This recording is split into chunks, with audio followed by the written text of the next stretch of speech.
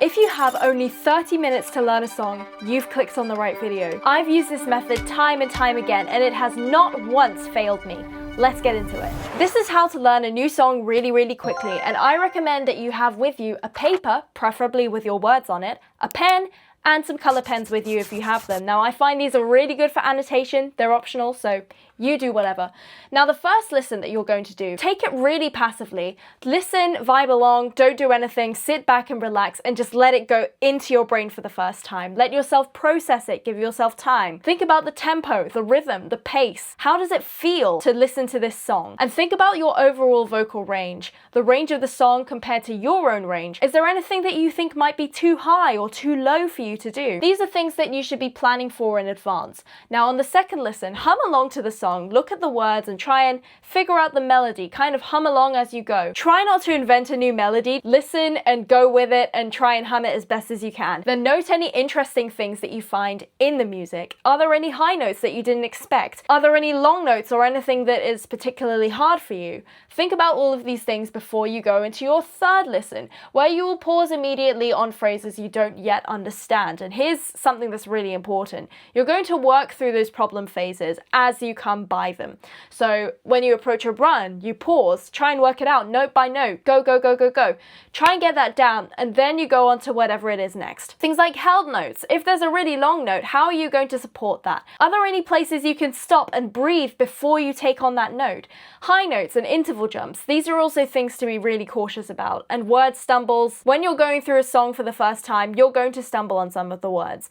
And vowel work is really important too. Now, coach yourself through all of these things. It's important to just make a little note of it and move on. It's only the third listen. It's not that big of a deal. So just coach yourself through it, make a note, move on. On your fourth listen, you're going to need something a little bit more specialist than random lines and things. You're going to want your own set of symbols. Now, here are some that I use regularly. You can use your own, you can write little words, but I find when you're reading your own words while you're reading the words of the song can be a bit distracting. So here are some symbols that I personally use. You can use your own or adapt them however you like. The attack, I usually use the attack for notes that I want to really get into, some notes that I want to accent, or some notes that I need to pay particular attention to, like a high note or a long note, just to sustain that energy that comes through it. And a target, I find really similar, but I usually use a target on vowels. So if there's a vowel that I really want to emphasize, I drive it in, and that's what my target is for me.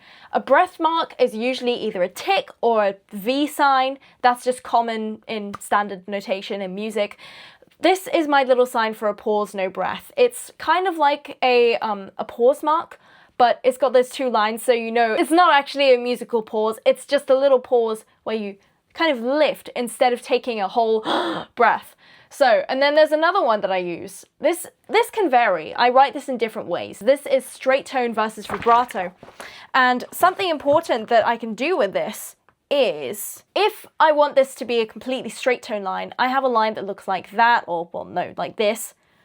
And when I want to add more vibrato, I do this. This is my general vibrato sign. If it's 100% straight tone, it's this. If it's 100% vibrato, it's this. But this is kind of my combination symbol. So if I have a line that's going E, and I'm kind of growing the vibrato through the line, this is what I'd usually do. So on to our fifth listen. This can either be on your fourth or fifth, but you need to mentally make a note of patterns. This is your pattern recognition stage. So clumping ideas together tends to stick better in your brain when you have a few things that just repeat and repeat, and you can go back to that and think, hey, this is the same as this. This is just this with one minor change. So things like repeats, note patterns that are similar. For example, on choruses, you're going to have maybe a few lines that sound the same, a few lines that sound slightly different. Anything that sounds the same or similar, you're going to want to note. You can even do little color coding things, like put one paragraph in green, or like have a little bracket around it, make that green, then make the chorus blue or something like that. Another crucial thing, find the differences between the repeats, because not everything, even if it looks the same, it might have a few little variations. And even though something is the same, you might want to put some variation on it so that it doesn't sound boring the whole way through. Now we're going to test this. I'm going to show you a little bit of what I would do. This is On My Own from Les Mis. It's a pretty well-known musical theatre song, and we're just going to annotate this together. So, a few things that we'll take from each little step. just to show you how we do it. So imagine we've done our first lesson on my own, pretending he's beside me. Imagine there, right on that pretending he's beer, if I want this to be head voice, if I can't get up to chest on that day, if I'm sick or something, I might want to do head voice there. So I might just put a little upward arrow like that. And especially with that on my own, because I'm a soprano, starting low doesn't really come naturally to me. So I might want to put a little arrow that goes down on there for the on my own. And that would also be a good place to put a little attack, just to remind myself to course through that vowel.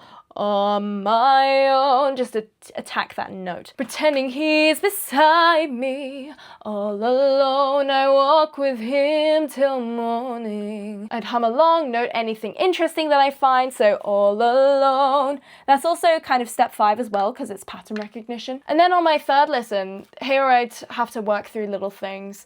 Without him, I feel his arms around me, and when I lose my way, I close my eyes. If I'm having trouble with that little slowdown, I could also put that in there, and I could just highlight the my eyes, and I could put maybe a little clock symbol or whatever makes sense to you. You could put something to just symbolize slowing down, or like if you use musical terms like I do, I would also use that. So I'd put like a ritardando or something, rallentando. In the rain, we're gonna continue, the pavement shines like silver. There it's pretty obvious to take a breath because there's quite a lot of space. But there might also be bits like in the darkness, the trees are full of starlight, where it's not as appropriate to take a breath. So I would here put a pause, no breath. So you see that little symbol there. And then we can also dive in tonally. So something like, all the lights are misty in the river. It doesn't really convey mistiness. We want it to convey something like misty. And we probably put like a little, we can use words here, but I'm gonna say breathy. And we're gonna make that particular line very breathy. All the lights are misty in the river. It might just give a different flavor to the line when all we have is clean closure. We want to vary it up a bit, which I will talk about in a different video. And then any patterns I would also note down. So this first verse and chorus have the exact same melody. I could add any embellishments I want, but it's the same standard melody. And I know it's only in my mind that you can hear me struggling there because it was such an unanticipated jump. I forgot this song. So then I'd put a little red arrow upwards saying that and as part of my third lesson, I would go back and work on just that, just to be safe. So you kind of get the gist of it now. It's really just about taking care on all of those bits of the song, listening to it and adding things in different layers, and also adding visuals and things that help you remember rather than just reading the words and being like, oh, I should have been breathy there, but you were too busy reading the word breathy and reading the words of the song to realize, hey, I should have been breathy here, or I should have done this. So that's why I think symbols are great. Also, a really good place to put this into practice is the community that I've just opened up. You can see all the benefits here. So if you guys join the school, I would really appreciate that. It's got so much for you, and it's the best singer community I've ever seen online. So thank you so much for watching. The link is in the description if you want to join. Please leave a comment below if this helped you, and I hope to see you soon. Bye!